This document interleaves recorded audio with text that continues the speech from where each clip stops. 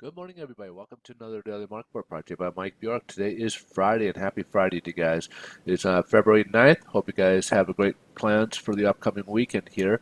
We got kind of a quiet news day today. We don't have any really anything on that kind of calendar, or at least nothing impactful. We got the wholesale inventories for the month of December. So as you can see here, November we had a 0.2% increase, and then forecast was supposed to be continued another 0.2%, and they actually exceeded that 0.4%. Now next week will be a little bit more activity laden. We'll have some some inflation numbers, which will be obviously very important because that's what's distracting the markets or getting the markets all riled up. Right now, I talked about inflation, so hopefully we'll see what that entails and if there's anything that could maybe settle the markets down, any information that'll bring it out, or if it may exacerbate it further. So, or add more fuel to the fire.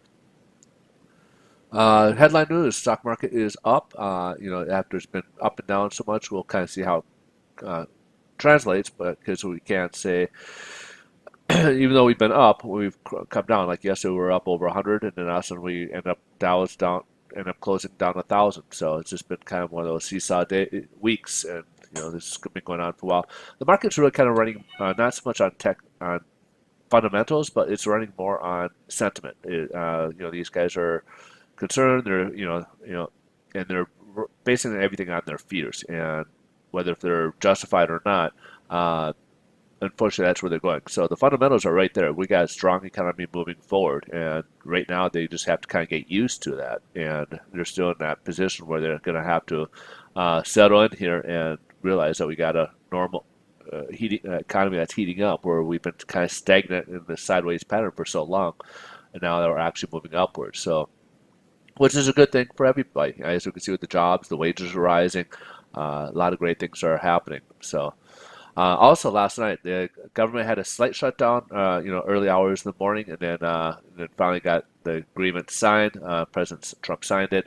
So basically, it wasn't really trickled down into today and affecting today and then going into the weekend.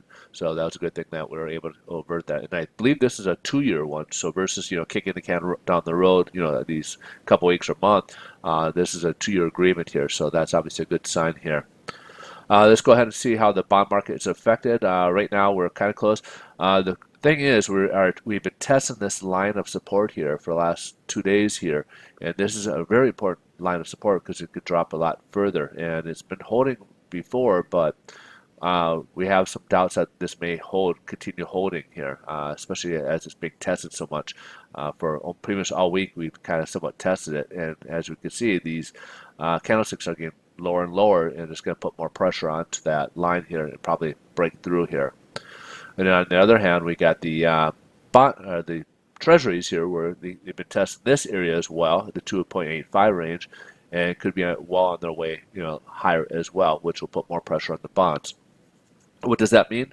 Well, today rates are about the same as where we left off yesterday, but going forward, will be put more pressure on, and rates will continue to rise, is what that means. So, if you're out there, you got interest, you're buying a home or you're refinancing, best to lock in now, before it continues to get worse. All right. So when these things happen, as you can see how sharp these are, it's a matter of within a month or even a couple weeks, they've been sharply going up, and rates have been sharply going upwards the last 2 weeks, and that's obviously it happens quickly.